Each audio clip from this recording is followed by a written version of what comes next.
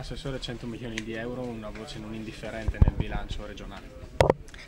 Non è una voce non indifferente, è del tutto chiaro che 100 milioni di euro, ma quando si tratta di spese di investimento, sono anche relativamente una somma alla quale si può far fronte, perché non parliamo di spesa corrente che sappiamo avere ovviamente tutti i vincoli del caso, patto di stabilità eccetera. Però è anche vero che siamo dinanzi innanzitutto a una delle misure anticicliche per eccellenza. I lavori pubblici, è stato detto anche dal Presidente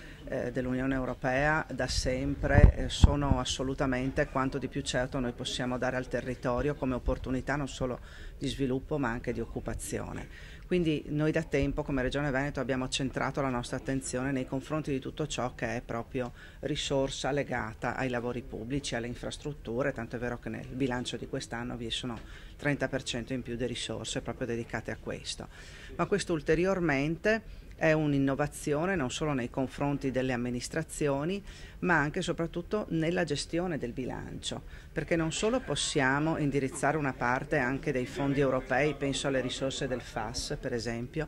per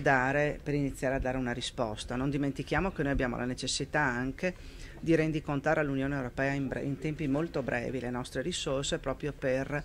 arrivare poi ad utilizzarne in più rispetto a quel 100% che ci viene dato, che solitamente riusciamo a fare con l'overbooking, e quindi mantenere anche quello standard che a livello europeo ci mette ai primi posti. Ma non solo questo, nel prossimo bilancio, anche nel prossimo assestamento e nella prossima finanziaria non è difficile reperire una somma del genere, in quanto non solo si tratta appunto di indebitamento, ma soprattutto finalizzato quindi all'investimento. E noi su questo come Regione Veneto non abbiamo mai raggiunto la quota, diciamo la soglia massima di indebitamento, perché abbiamo sempre fatto fronte con le nostre risorse, quindi abbiamo in qualche modo respiro da questo punto di vista. Ma oltretutto, se pensiamo che la prossima legislatura inizierà di fatto e finirà in primavera dell'anno prossimo, perché le elezioni presumibilmente saranno a marzo, sicuramente la gestione, stiamo già guardando adesso in questi giorni proprio le indicazioni per la formazione della nuova finanziaria e del nuovo bilancio, terranno soprattutto conto di macro aree, di risposte che si possano dare immediatamente senza andare in qualche modo a toccare rivoli precisi e puntuali che fino adesso hanno avuto evidentemente attenzione, ma che oggi, un po' per la crisi, un po' perché la gestione del bilancio sicuramente lo chiede, ci permetterà ovviamente per grandi risposte, per grandi aree, di trovare anche